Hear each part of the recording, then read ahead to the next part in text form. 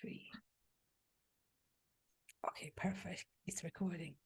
So, hello everyone. My guest expert today is Karin. She has such an inspiring story. It's just everything she does really inspires me. And yeah, so I would like to invite you to this interview and hear about web design, but then even more than that. Okay, Karin, so tell us a bit about yourself. Well, I'm a graphic designer since ages. I learned that, and I'm still working on it, and I love it. But then on the way, I also did a yoga teacher training and a yoga therapy training and the coaching training. Oh, So this all goes into my business. Also, like, you know, the yogic mindset and everything. So that influences it, highly, I would say.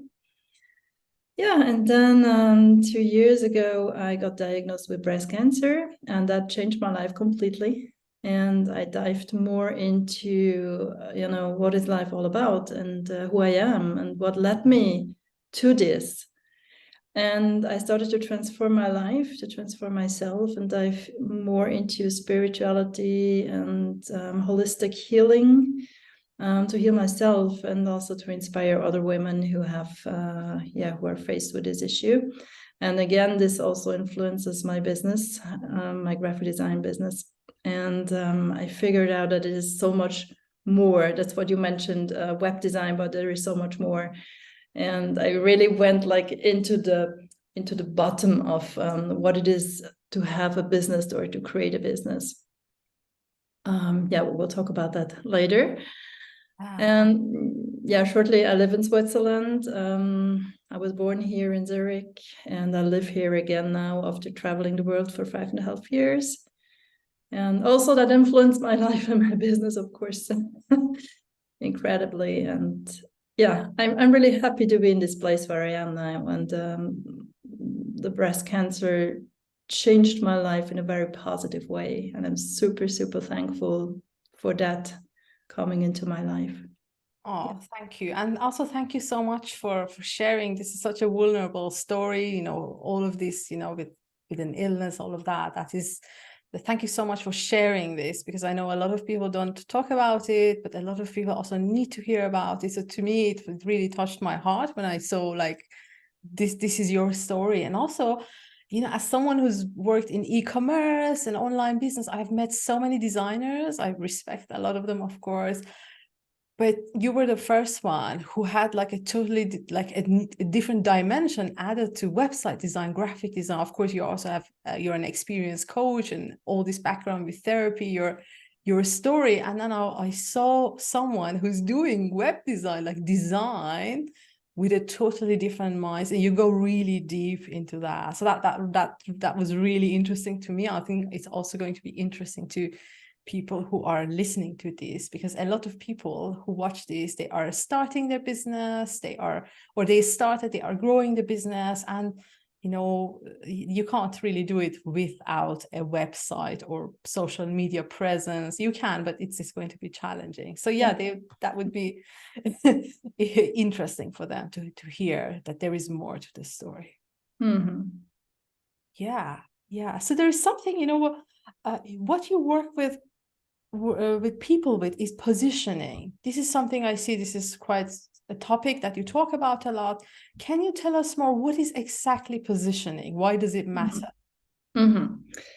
So most people, when they start a business, they think, I need to create a website. And then they create a website, maybe they hire someone who does that, and they have maybe a logo and some wording and some images. But they haven't done the groundwork. So what I always had to do as a designer, of course, I had to talk to the person. So who are you? What are you doing? What is your, what is it that you would put into your business? So this is, generally speaking, positioning. I would go more into detail. So I had to make a step back. And this is what positioning is. It really is about the question, who are you? What is your identity? This is positioning. And then, of course, it has a lot of other things around that, but it comes to that core, which is, what is your identity? And this, when you have a heart business, not some business, You can have some business, but this is something else. But if you have your heart business, something that you really love, this is so much about you, yourself, your values, your life, your what is important to you, who you are. And this is what you bring into business. And this is what we are extracting in the positioning work. So basically it's what are your core values? Who are you? What is it that you are best at? What do you love? What do you want to bring into the world? What is important to you? And who do you want to work with? Who is your target audience? You know, the people you really want to work with, the people you love, the people you want to spend your day with, because these are going to be your clients. So we are putting a lot of work into the client, the dream client. And then it's, of course, about the offer. So that's the third steps that we are looking at. So you have a target audience, you know who you are, what you want to bring into the world, but how can we pack that into an offer? So that's basically positioning. And this is really the foundation of a successful business, because when we skip that, what is your business really? This gives us clarity about who we are and what we are doing in what way. And it's skipped so many times. And what happens if we skip that? People start to work, and then at some point they realize somehow my business is not flowing. There's something missing here. Who am I actually talking to? I don't even know who's my target audience. I just have this product, but what issues do have my clients? What keeps them awake at night? You know, this is what we are going into, and really get to know our clients so we can address their issues and perfectly fit their needs with our business and our products and services. That's such a great point, because I also meet most of the people who come to me, they are obsessed about a product idea. They can't see anything else. They're like, they just want to create this dress or this handbag, or I don't know, they're a coach. They just want to sort of bring their sort of, and they forget about themselves. There is like, because they can't see anything outside that product. And sometimes it's good, they are so focused on the need of the market, they forget that maybe it wouldn't be easy for them, it won't be joyful for them to get involved with that. So that is such a good point, that positioning is not only about the market, it's also about you. It has to be, there needs to be a connection. Yeah, that's the thing, we really bring it all together. And not, I can create a product by looking at a market and say, oh, this is missing, I gotta do that. But how fulfilling is that for me? Yeah. And a fulfilling business is also serving others from the heart. Yeah. And I can only do that if this is my passion, the thing I'm doing all day long. And bringing it all together, this is really a value-driven, purpose-driven heart business. And this is what I help people to create, because I just think it's so beautiful. Yeah, I love that, because, you know, there are also a lot of businesses just to sort of make money on the side. I don't know, that's also okay. But this is a different kind of business that can become your lifestyle. It is something you can also enjoy doing. And also when things get difficult, this will get you through, because we all know when you're self-employed, when you run your own business, it doesn't mean that you always get what you want. There are difficult times too. And yeah, this can actually help with resilience as well. Yeah. And clarity. Just having clarity, what it is all about, because that allows you to do the steps. Confusion is not helping at all. Yeah. Confusion gets you to indecision and then wasting time, basically. That is also something, because I mean, the kind of business I like is that something that you don't spend too much time in it, so you have time to think. And confusion, indecision, lack of clarity, that's the biggest time waster, I think. Yeah.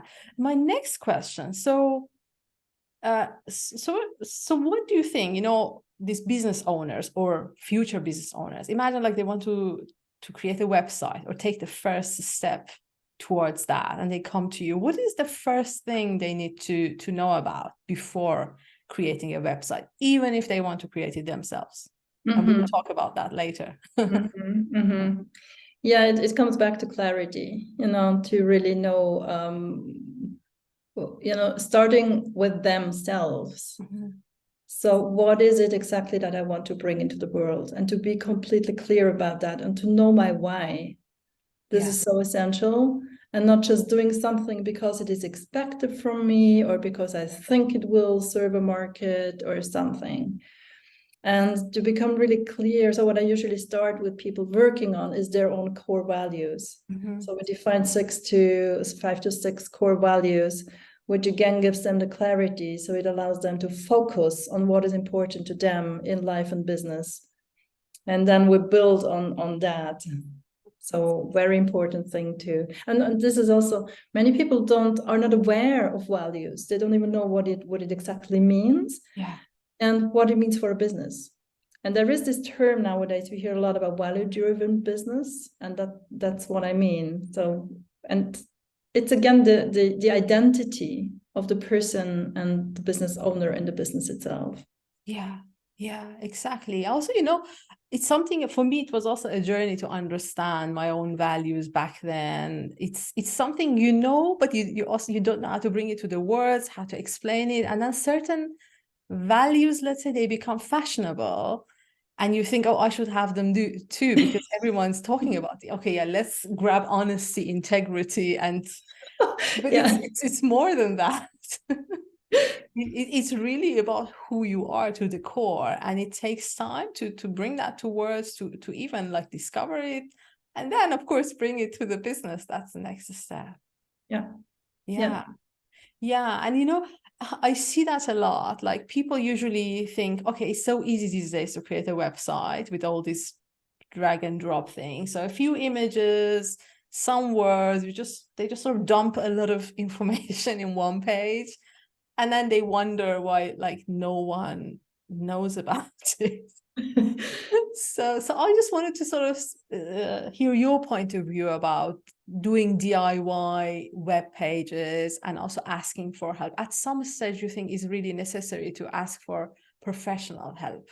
Well, it's great when someone can do that by themselves. Amazing, and yes, it is in a way easy to build those websites with the tools that we have today, which is also great. But what I observe oftentimes is that people start to do it, and then they figure out some technical issues. And they need help from a technician or someone who understands the tool really. Or they have like a plugin for SEO, but then they don't do the whole research for the keyword. So keyword research, to find the exact keywords that will really like push the website at the end. It's a science. And us as, business owners, we have no clue about that unless we have studied that before.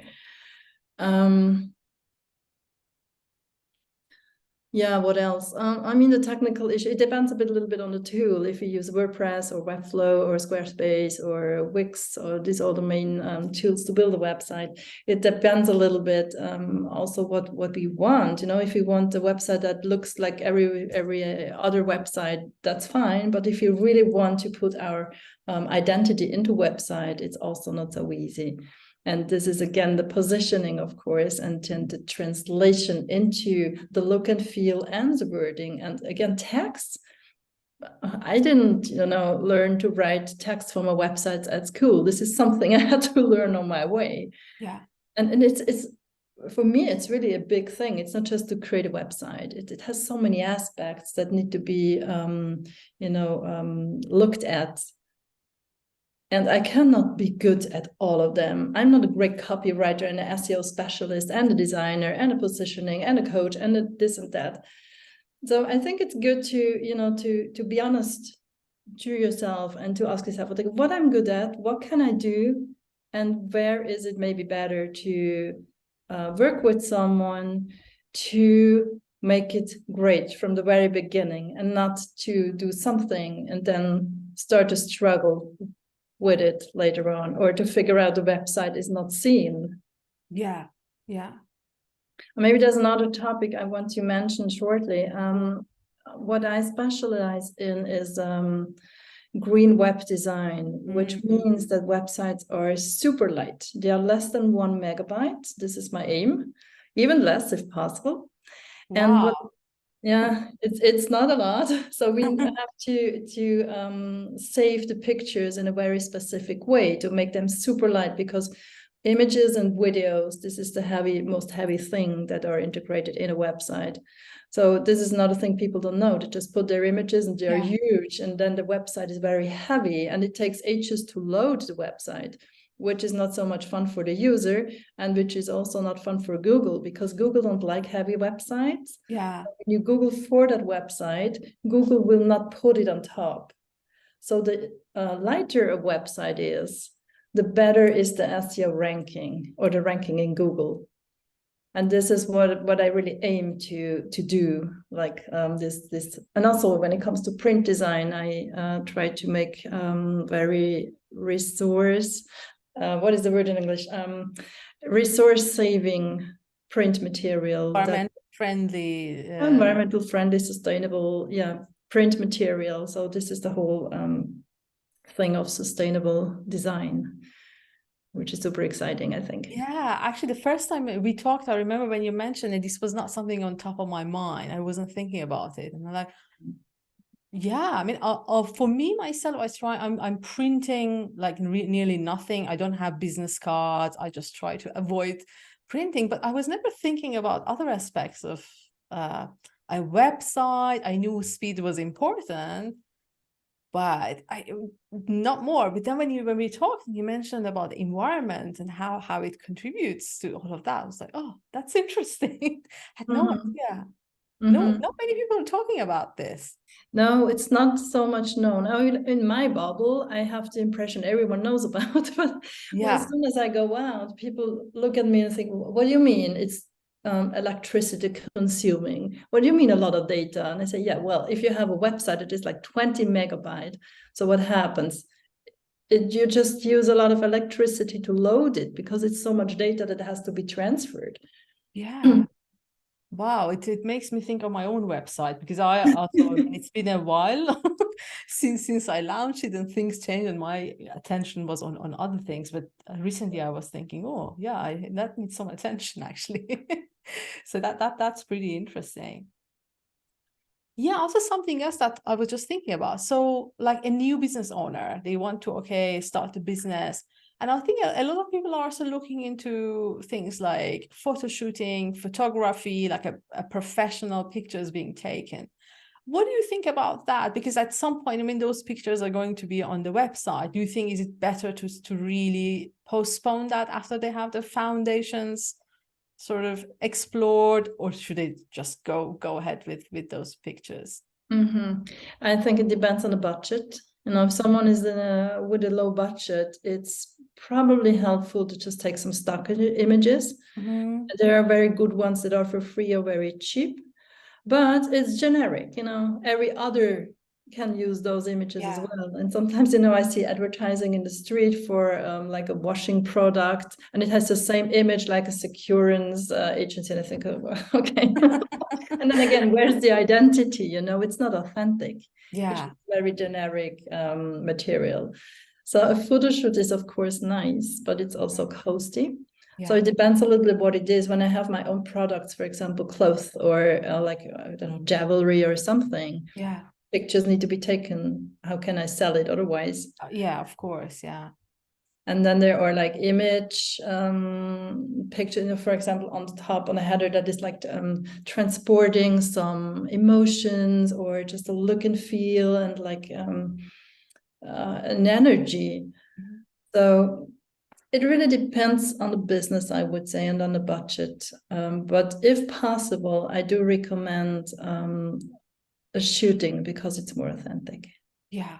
Yeah. I think at some point, especially if you're a personal brand, it's something, yeah, it becomes necessary. But yeah, in the beginning, that was quite interesting what you mentioned, that you can actually do a lot with stock images. I think with the AI right now, it's just everything is Yeah. becoming like a little easier. But working with AI is also, I have noticed, like if you don't do it the right way, you get pretty mediocre or even creepy kind of stuff. Yes.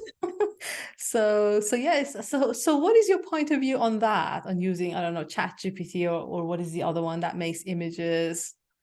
So how should we go about those? Yeah. Well, ChatGPT, it's a different thing for me because this is really, really helpful. What I Yeah. often do is just, write a post on LinkedIn with this and this and this topics and put a call to action. And then it gives me something I can use as a base. So I Yeah. would never ever put that like this in a post, but I will rework it and optimize it and make it in my own language. But it's super helpful to just start out or to give me some ideas or whatever. So yes, GPT is great. Yeah, I also think for me, I do the same with a good prompt. When you get good at like really creating good prompts, it helps with those blank moments that you really don't know okay, where to start, what to talk about. So it can create some good outlines, good hooks, good sort of headlines, things like that. But really, when it comes to writing, I know even though if I explain my tone and give it a lot of examples, at the end, nothing is like me writing something. Yeah. So it In my always need a notes. personal touch. Yeah, Always. exactly. But yeah, I think it's also something that people will incorporate, people want to know about it, but there is this misunderstanding that you can like give a few prompts to it and it will generate all the content. And also it's something that bothers me, I see on internet, like people creating courses by just sort of, mediocre courses, let's say, courses, content, all of that. And they're advertising for this, that how you can easily create all of this content with that. Now I'm feeling it's all just like fashion industry. There is a lot of pollution of content. Then we're going to have more mediocre, like blah kind of content, courses, educational material, because they're created in mass. Like someone who took 10 minutes to create this sort of book, I don't know, I it just doesn't sit well with me. I think, yeah, Yep. it's very important how it's being used. And also, if someone, I mean, it can create fake news and all kind of wrong information. How is it going to be monitored? So there is good and bad about it. But yeah, I think it's important to learn about Yeah. these tools. Yeah. So thank you. That was quite interesting. So something I think the audience will like is always some kind of sort of a free PDF or a free product, something we can share about yourself, and we will add the link under this interview. So what do you have to offer for us, Karin? So as I love to start with core values, because I really think this is the core of a business and it has so much value for a business when you do this groundwork. So usually I have a program for the whole positioning, and this is the start. So I always start with the values, and this is something people can work on themselves. It's like a worksheet, and I would love to offer that as a freebie, because then people can just dive into that and they get a lot out of it that can maybe just transform their whole business and to give them new orientation. And the core values allow to focus on what is important and to reflect on that if they have to take decisions. So it allows them to move on in a direction that is very clear, and it empowers them as well. And the value also, for example, when one of your values is lightness, which is beautiful because it gives you a drive, it points towards the future. And if my core value is lightness, I will not create a website that is dark and heavy. It will be light, it will be open, and it supports my business also on the visual layer. So working on that as a first step into a business, or even when you already have your business, to take a step back, and to reflect on and say, well, what are my core business values? It's super important and super interesting. And it's not only about the business, it's about myself. So when I have core values, of course, they will also go into my business, but it's about myself first. And it's also important what kind of values we define. Are these more like values that come from a lack, or are these values that really go into abundance, openness, drive, power, energy? And we want to create those kind of values because they bring our business forward. Yeah. That is so cool, actually. I mean, I think a lot of people who think about web design, they probably expect something pretty bland. I don't know, a checklist or for a website or something. But then this is so interesting that you go really deep, because if they don't get that right, pretty much everything, it's almost like building a house on the a foundation that is not very solid. So that is pretty cool. Thank you. And it also made me also think like, oh, I need to have a look at my I do a lot of work for others, but sometimes I see I forget myself. True. Yeah, I think this is quite typical. But yeah, that was a very interesting point. So is there anything else you'd like to share for these new entrepreneurs? Any tip you'd like to give to them? Any advice? Well, I just want to empower everyone to do the step, because even if the business will not fly, it's such an experience, you know. Yeah. And of course, you have to put time and effort and money into that. And we all wish for a good outcome. But being an entrepreneur and to build our own business is, for me, it was, when I did that, it was so like enriching my life. And now, of course, I have my business. I have my two businesses. I also have an organization for women with breast cancer, because this topic is so dear to me. Yeah. I have these two businesses running, and it's really, really fulfilling when you can put what you're burning for into business and support others with that, and you are doing the same. So it's, you know how it is, and I really can empower people to do that. But I also want to say, it's not for everyone. It's really not for everyone. You have to bring certain skill set. And what is sometimes also hard is, and I just want to be honest with that, you know, is I have to kick myself in my ass every day, you know. Okay, now you sit, you do this content, you do this and this. And it takes a lot of courage as well, a lot of discipline. And I mean, you can basically work all the time. So I have to force myself sometimes to say, okay, now you just take a break here. You don't work today. Holiday. I had 4 days of holidays this year. So I'm forcing myself to get totally resonate. But it's also fun. You know, I love my business. I love to work. Sometimes, not sometimes, most of the time, I start working after dinner, because I think, oh, I want to do that, and I want to create this content. And I'm so burning for that. And when you have this burn within you, then go for it. At least try. You will never know how it is when you don't try. Yeah, exactly. I love what you shared. It's also, you know, the decision to do this is one moment. We're usually one thought away from doing that. And something, it breaks my heart to see like that some people are really ready. They have the talent, they have this, they know everything, but fear stops them. Yeah. And then, you know, you live this life, and then one day you get really old, I don't know, 80, 90, if you're lucky.